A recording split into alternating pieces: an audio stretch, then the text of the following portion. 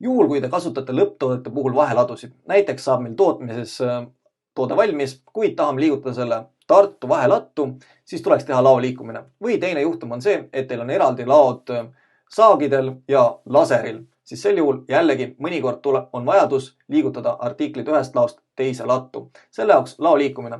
Selle leiame ladu, laoliikumised ja siit ülevalt valime uus.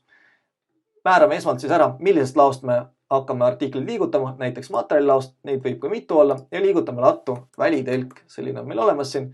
Võtame välitelk, sinna hakkame viima. Ja nüüd määrame ära siis, mida me liigutada tahame. Näiteks hakkame seibi liigutama, liigutame seibid üldse ära sinna välitelki.